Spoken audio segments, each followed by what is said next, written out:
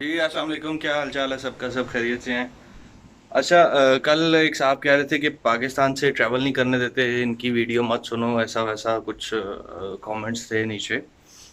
तो आज मैं आपको दिखाता हूँ, मेरा दोस्त आपको जो मैंने बताया था जिसको पेशावर से उसको बोर्डिंग नहीं दी थी, वो कुछ एक जुगाड़ करके उस बंदे को हमने बुला लिया यहाँ पे। तो इंशाल्लाह इंशाल्लाह वो कुछ देर में यहाँ पे लैंड कर रहा है। तो आपको दिखाते हैं कि, और आपको बताता हूँ कि हूँ कि क्या किया है हमने और वो कैसे यहाँ पे बाकू आया पाकिस्तान से। ऐसा कोई इतना इशू नहीं है, लोग सुनी सुनाई बातों पे ज़्यादा बिलीव कर लेते हैं। मसला ये है हमारा, कंफर्म इंफॉर्मेशन किसी के पास है उस पर भी बिलीव करेंगे, मगर इतने डाउटफुल रहेंगे कि यार पता नहीं ऐसा ना हो जाए वैसा ना हो जाए, कैसा ना हो जाए। चले मैं आपको दिखाता हूँ, इंशाल्लाह वो लैंड करता है तो फिर मैं आपको उससे भी बात करवाता हूँ और दिखाता हूँ, बताता हूँ कि वो कैसे आया।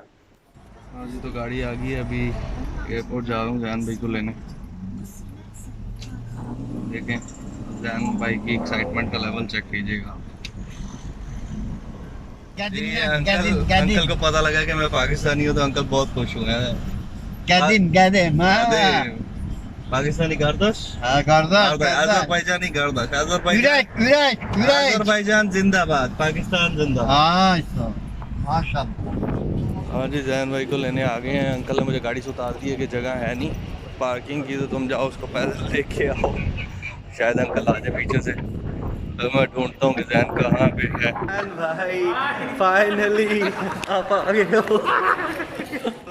जैन भाई आएंगे, इनकी एक्साइटमेंट लेवल चेक करना। फाइनली बाकू आ गया तू, फाइनली बाकू आ गया। ये रमीज अंकल है के साथ आया। Welcome to Baku. देन कैसे आए हो तुम? कैसा था टर्किश एयरलाइन का सफर? टर्किश एयरलाइन का कुछ अच्छा सफर नहीं रहा, बहुत दिक्कत पेश आई। अच्छा, टर्किश में इस्तांबुल में लोग बहुत तंग करते हैं। कुरैशी एयरवेज कह रहा। कतर एयरवेज तो बहुत कतर अच्छी थी एयरवेज यार, में अच्छा उधर बहुत बेहतरीन था, बेहतरीन बाहर किस्म आ का। गए चलो यार, मौसम चलो बहुत आगे टाइट चलो है। ना, वो चाचा बेचारा इंतजार कर रहा है। चलो शुक्र है पहुंच गए तुम। तो कोई लोग ऐसा कह रहे हैं कि पाकिस्तान से ट्रैवल नहीं करने दे रहे ये बाकू के लिए, इनको ऐसा मालूम कोई नहीं है, किसी ऐसा भी कोई एयरलाइन मसला तो नहीं है? स्टाफ इधर को देखो मालूम इधर नहीं देखो इधर है, देखो। किसी भी स्टाफ को मालूम नहीं है। नहीं ऐसा तो कोई मसला नहीं है ना कि पाकिस्तान से ट्रैवल करके हम यहाँ पे आ रहे हैं, आ तो कोई सकते इशू हैं, नहीं आ है, सकते कोई हैं, मसला नहीं कोई है। इशू नहीं। और वीज़ा ऑन अराइवल भी वीजा अवेल कर ऑन अराइवल सकते है। हैं। जी जी। जी अस्सलाम वालेकुम, क्या हाल चाल है आपका? सब ठीक ठाक है? ये जैन भाई से हम पूछते हैं कि जैन भाई आप कैसे आए, जबकि आपका वीज़ा भी 6 महीने से थोड़ा सा कम था और आपको बोर्डिंग भी नहीं दी थी कतर एयरवेज ने पेशावर से। तो जैन भाई आप बताएं ज़रा कि आप कैसे आए थे? अस्सलाम वालेकुम। सबसे पहले ये मैं बताऊंगा कि अज़रबैजान ने खोल दिया है वीज़ा आने के लिए पाकिस्तानियों के लिए जिनके पास यूई रेजिडेंस है। और यूई रेजिडेंस होना चाहिए आपका 6 months valid, 185 days on the date of arrival. और ये एयरलाइंस को मालूम नहीं है। पाकिस्तान से आने के लिए सिर्फ 3 एयरलाइंस हैं, गल्फ एयर, कतर एयरवेज और टर्किश एयरलाइन। तो बेहतर यही है आप कतर एयरलाइन ले लें। कतर में उनको इन्फॉर्मेशन है, आपने सिर्फ रिटर्न टिकट लेना है यूई पाकिस्तान से बाकू का, फिर बाकू से यूई का उन्हें टिकट शो कराना है 14 डेज बाद चलो का। वो तो मैंने इनको हाँ बताया, हाँ। तुम मुझे ये बताओ कि तुम्हारा जो मसला था जिसकी वजह से तुम्हें रोका था, हम्म। वो कैसे सॉल्व हुआ? वो ऐसे सॉल्व हुआ कि मेरा वीज़ा भी 6 मंथ नहीं था और मगर ई वीज़ा था ई तुम्हारे वीज़ा था पास मेरे पास, वो अजरबैजान का, अज़रबैजान उसके का। बाद से सस्पेंड किया है गवर्नमेंट ने। तो जिस दिन मैंने वीज़ा निकलवाया था उसके 2-3 दिन बाद वीज़ा सस्पेंड हो गया था, ऑनलाइन वीज़ा। तो बाद में इमिग्रेशन बोल रही थी ये वीज़ा यूज़लेस है अब, लेकिन फिर भी मैंने ट्राई पाकिस्तानी की। हाँ, immigration, Pakistan Pakistani immigration. Staff बोल रहा था वहाँ पे। तो मैंने फिर इधर बाकू में बात की, हमजा ने इधर इधर आए हुए थे पहले बाकू में, उनको बोला जाके आप इसे ओके बोर्ड कराएं। वो वीज़ा टिकट पासपोर्ट मेरा लेके गए, इमिग्रेशन ने बोला ये आ सकते हैं। तो फिर मेरा सिस्टम में ओके टू बोर्ड हुआ। फिर मैंने कराची से फ़्लाइट ली टर्किश एयरलाइन की, तो उनको भी ये मालूम नहीं था, वो बोलते आप नहीं जा सकते। मैंने बोला आप सिस्टम में चेक करें, ओके टू बोर्ड है। मेरे बाकी फ्रेंड्स भी बाकू चले गए हैं।